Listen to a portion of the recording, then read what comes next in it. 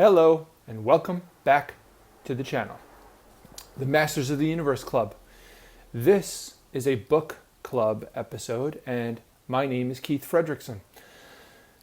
My goal is to help you master your universe in bite-sized chunks. Every week I go chapter by chapter through a recommended book and I discuss a small thing that inspired me, or a couple of small things that inspired me and hopefully will inspire you to take control of your life, fix your health, and master your universe.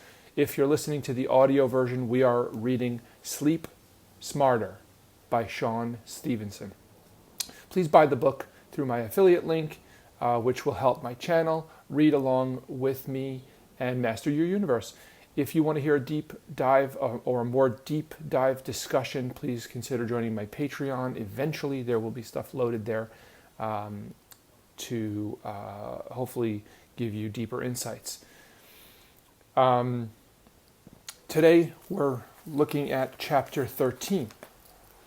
I'm going to read a few things. This is a big chapter, so I have to go relatively quickly. So, chapter 13, lose weight and don't find it again. This is the connection between weight loss and sleep. Research presented by Deakin University in Australia showed that after consuming a meal, overweight individuals secreted radically higher levels of the stress hormone cortisol.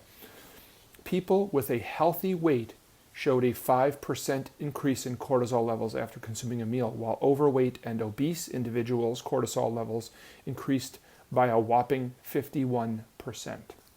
So if you're interested in health at all, you'll know that cortisol is not a sleep hormone. It is a stress hormone, and it is generally secreted more so in the morning. So it's not associated with good sleep.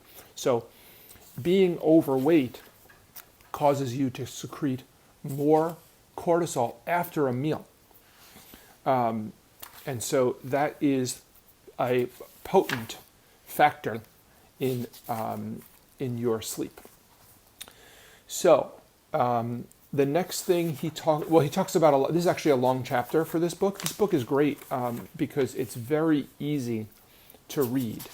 But he talks about simple things to help with weight loss. Now, first thing is, I just want to say, weight loss and sleep are connected. But and it probably would seem hard. I know it does seem hard that it seems hard to lose weight, and it probably seems hard to get good sleep. The bad news is that they are connected. The good news is that if you fix one, it will help the other. So, and they feed on each other in a way. So you should try. Now, here's something great. People talk about macronutrients, fat, protein, carbs, etc. Alcohol technically is a macronutrient. He talks about micronutrients. Micronutrients are essential to healthy hormone function.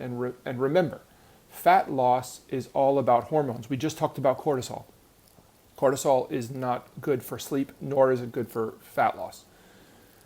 Eating micronutrient-rich foods can trigger your body to secrete more leptin, the satiety hormone. So eating more micronutrient-rich foods will help secrete leptin, which will help you feel more satiated, less hungry, to keep you balanced, healthy, and in control. This is the exact opposite of most diets that restrict calories and advocate the use of micronutrient deficient diet products like instant shakes, bars, and reduced calorie prepackaged snacks. So basically what I'm taking from this is you need to try to eat as much micronutrients as you can. So basically vegetables and whole foods. Not if it doesn't look like something that a way it comes from nature, you're not eating the right thing. So that's kind of one of the bottom lines. Here's he goes on more so to the connection between sleep and weight loss. Brain imaging scans done at University of California, Berkeley showed that sleep deprivation caused more brain activity in the amygdala, an area associated with motivation to eat. The amygdala is very much a more emotional, reactive, survival-based part of the brain. So this is further to the connection between sleep and weight loss. The poorer your sleep or the less sleep you get, the harder it will be for you to lose weight. Vice versa, if you lose weight, the easier it will be to sleep. So I feel like there's even more that I wanted to show you because this chapter is packed, but we already hit the 5-minute mark. So what I'll say is this. I like to take things in small chunks, right? This podcast is super small and short, let's say. So small chunks. If you're going through the supermarket and you are going to buy this box of cookies, right? Let's say you ordinarily buy 2 boxes of cookies. Instead, buy 1 box of cookies. And to replace that second box of cookies, buy a bag of nuts, almonds or something, okay? These are just small changes you can make. If you're going to buy the box of cookies and you've decided that you're going to buy yourself the box of cookies, just like I went to Carvel and bought the flying saucers the other day, I did that. What you should do, buy the box of cookies, it's okay, but read the packaging.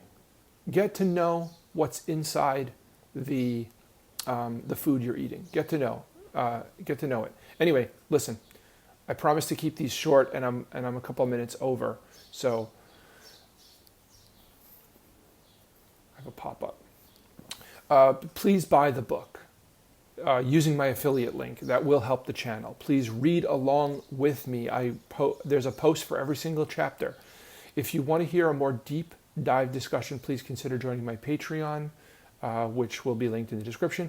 If there's a book that changed your life, leave it in the description for me, and I will put it on my list of books to read.